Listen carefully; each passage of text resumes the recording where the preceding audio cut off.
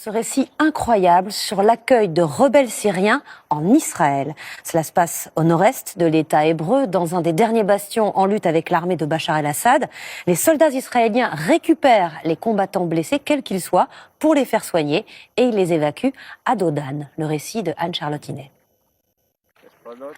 Dans la nuit noire, on les distingue à peine. Quelques silhouettes, à flanc de montagne. Portés à Dodan, et visible à la seule faveur du projecteur que braque sur eux ce soldat israélien. Ah, on s'inquiétait. Ah bon? Mais vous nous cherchiez? Cet homme est un passeur. En pleine nuit, il vient livrer à l'armée israélienne des Syriens blessés, comme celui-ci allongé sur un âne et que l'on aide désormais à tenir debout.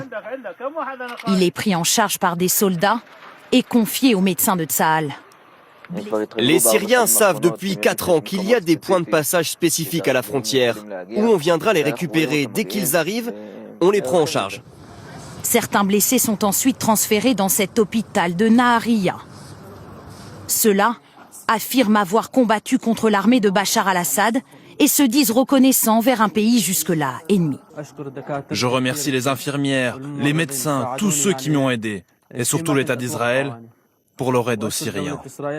Hier, non content d'avoir infligé à cette communauté ces barbaries, les héros, n'est-ce pas, du djihad, commencent à s'en prendre à la communauté chrétienne.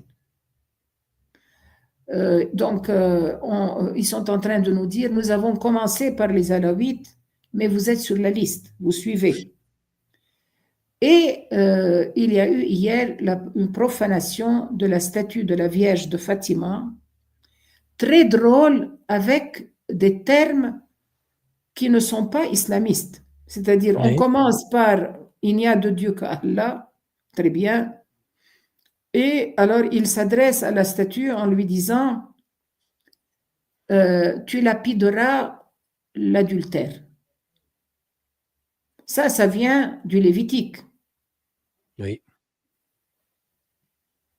Et puis, il dit, tu es une prostituée, tu as forniqué avec le centurion Bordelais, je crois qu'il s'appelle, je ne sais pas comment il s'appelle. Et c'est pourquoi tu dois être lapidé. Et alors, il brise la statue avec donc des pierres.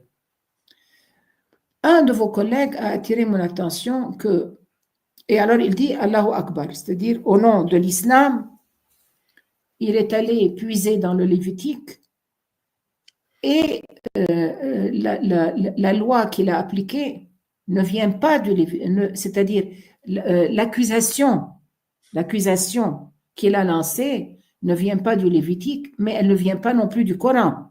Non. Alors tenez-vous bien, elle vient du Talmud. Alors, la question qui se pose et qui est extrêmement troublante, ce djihadiste, où est-ce qu'il a appris ces choses?